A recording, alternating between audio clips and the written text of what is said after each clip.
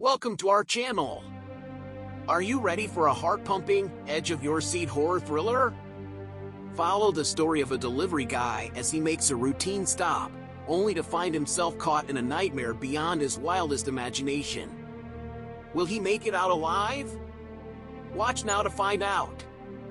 Trust us, you won't be able to look away. This is a delivery you won't want to miss.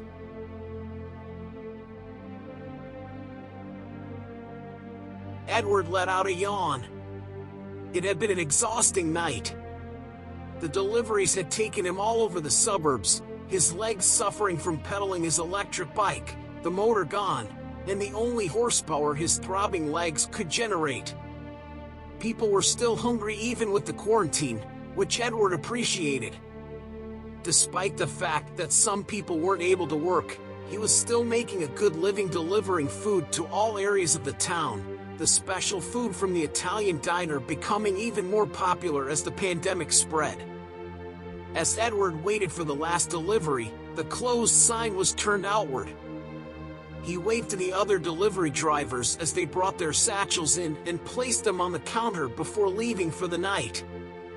He looked at the clock on the wall. It was almost midnight, and he was thankful to be done. Over the weekend, he had 3 assignments. Unfortunately, computer science didn't stop during the lockdown, and his instructors were not sympathetic, despite the fact that he was working double shifts on a weekend to pay the bills. He massaged his thighs, pushing the lactic acid out of them in preparation for the night's last run. Vincent, his boss, was behind the counter, dealing with the last order. Edward's preferred order. Always on a Friday, and for the last 6 weeks, when the previous person quit, and Ethan was given the job. What a bonus! Derek had been the envy of every delivery driver in the restaurant before quitting. He'd gotten the greatest tipper on the run, any run. That delivery was desired by everybody. They were the restaurant's greatest tippers, and everyone wanted to deliver to that area. Even by the high standards of the neighborhood, these punters were a cut above, with a guaranteed $100 in hand, no tax. That was more than he was making in a whole shift, so staying till midnight to deliver was not an issue. When Derek left and Vincent gave him the last run on Friday in addition to his other duties, he couldn't refuse. Vincent sweated over the order, making sure everything was right, putting everything from the fridge into the huge satchel, and then taped to fully seal the order. "You don't have to worry," Edward explained. "I'm not going to steal that order." But he was aware that other delivery drivers had been pinged and shown the door. So he didn't mind that they sealed the delivery so he couldn't see it because it meant he'd keep his job. And, besides, why would he break the seal and risk losing that nice tip every Friday? Vincent passed the order over. "You know the address now," he said. "Got it," Edward responded. "Orders have been paid for. Keep it in the front. The cash tip will be placed in the regular location for you. There's no need to knock or ring, simply leave and go." Edward really wasn't wondering. And an easy $100 was an easy $100. He carried the heavy, splashing package, thanked Vincent, and waved goodnight. He opened the door and walked out into the warm night, placing the order under the back of his bike and secured it. He put on his reflective vest, turned on his bike light, and went off into the night after he was confident everything was safe. He looked up at the full moon, grateful for the extra light. He was well aware that he was in for a ride. The delivery location was on Sampson Street in Sunderland's nicest neighborhood. Everyone wanted to live there, but only the best of the best could. As he rode through the dimly lighted streets, cars swerved around him, and he hugged to the gutter, keeping time as the wheels clicked around. He made it to the outskirts of Sunderland after half an hour of solid pedaling and wended his way down the streets, right here and left there, along the usual track. Then he arrived at the cul-de-sac, and as he coasted along, He marveled at the lovely houses along the brightly lit street. Man, thought, if I ever make it, here's where I want to live. The big houses were brightly lighted, the front yards clean, and the grass and plants were well groomed by gardeners and the residents. Water fountains, triple garages, and Mercedes parked on the street as if no one cared if they were stolen. This was Sunderland. No one was going to walk in and steal a Merc. He rode to number 30, then to the massive front gate and hit the button. The antique wrought iron gates opened. The well-lighted walkway brought him down to the stairs. He took a walk around the courtyard's gorgeous fountain. The artwork of an angel crushing a snake against the house. He took a moment to stretch, enjoying the fragrant scent of jasmine growing on the hedge that surrounded the property. He moved toward the stairs, ready to drop the package, take the tip, and return home. The house lights were turned on, and every room was beautifully lighted. He reached the front door and put the delivery in an always receptacle. After ensuring that it was nice, he looked around for his tip. The regular envelope on the front door was missing, and he looked around the large veranda to see whether it had fallen or if the wind had lifted and moved it. He went down the steps and around the garden, but there was no trace of them. Come on, he complained, I didn't ride all the way here for no tip. He ran back up the front steps and rang the doorbell. He knew Vincent had warned him not to ring it, but he was certain the kind owner would be embarrassed if they didn't leave him a tip. He rang the bell in great spirits on a warm summer evening after one more look failed to find it. He stopped for a second.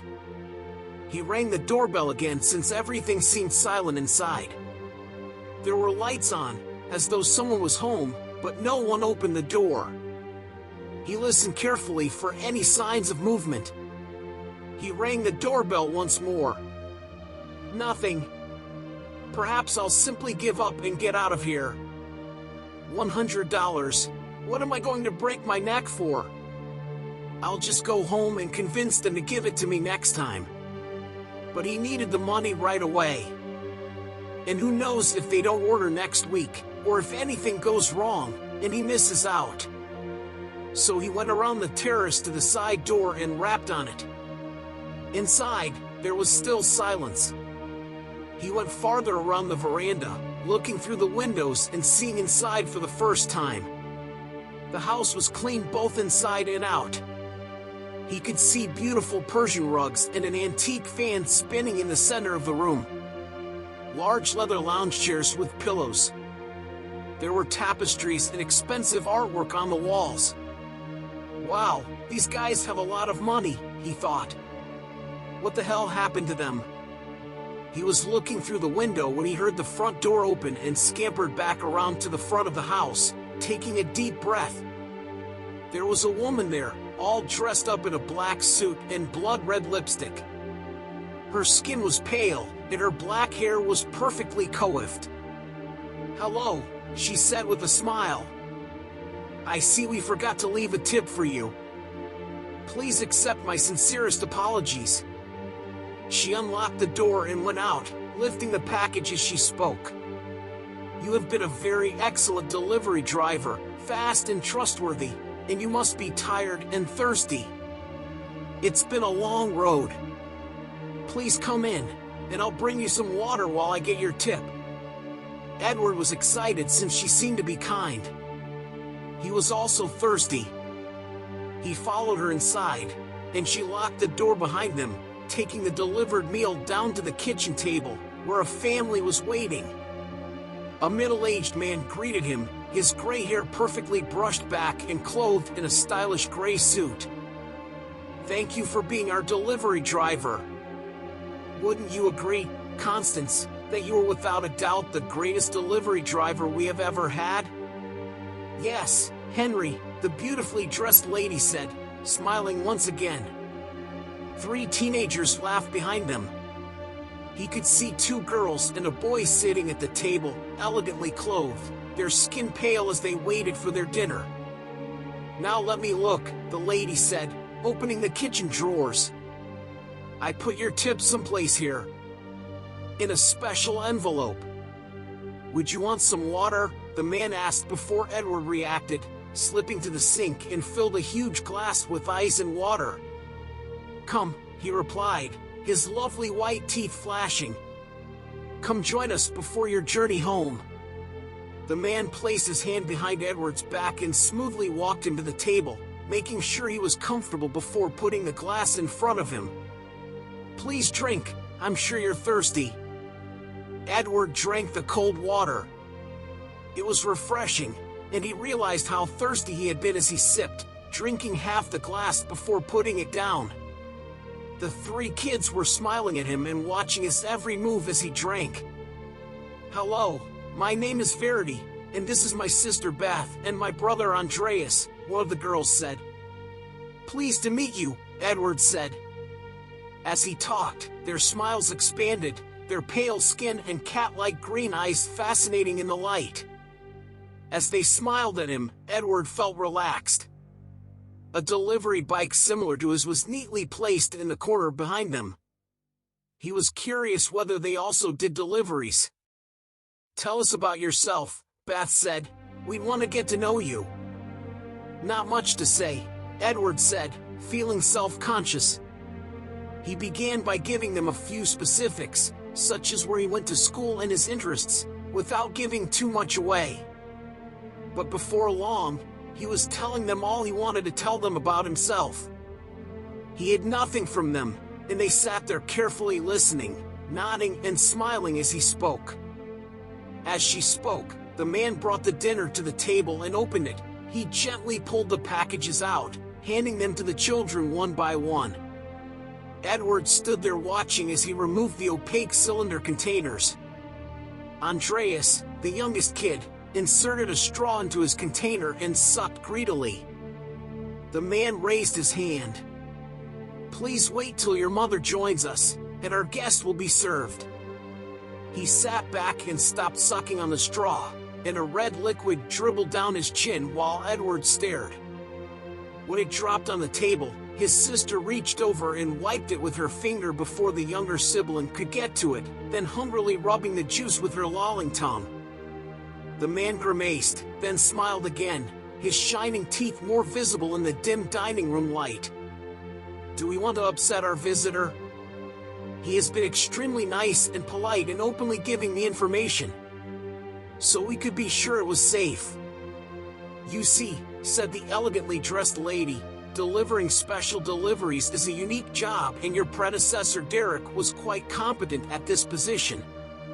However, he got greedy and threatened us. We hate being threatened. As a result, we were forced to deal with Derek. Edward's hair was standing on the back of his neck. The damn problem is that during this pandemic, everyone is at home, no one is out at night, so we have very little opportunity. The kids laughed. Relying on saved food supplies is never satisfying for long. Is it the kids? The kids laughed again, their eyes turning cat-like and their teeth bared. Unfortunately, dealing with Derek meant we had to taste fresh blood. And once you've received new blood, it's difficult to settle for less. Edward became aware when he felt a hard touch on his shoulder. He tried to stand but was unable to move since his muscles were paralyzed. He watched in terror as the three kids creeped toward him one by one. The well-dressed lady stepped in close. Her icy breath touched the back of Edward's neck. Now let's not rush, kids, there will be plenty for everyone. Would you prefer to go first, darling? No, the man responded, please dear, have the first taste. Edward's eyes widened as his head was pulled back, exposing his neck. The last thing he heard as he felt the fangs nip and then plunge, the warmth of the blood spurting into his body, was the kids hissing and cackling as they drew near to feed.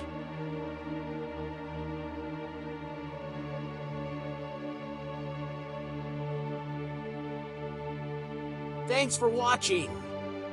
If you enjoyed the video, please give it a like and share it with your friends. We want to hear your thoughts on the story. So please leave a comment with your opinion and any suggestions for future content. If you want to stay updated on our latest videos, don't forget to subscribe and hit the notification bell. Thanks for your support, and we'll see you in the next one.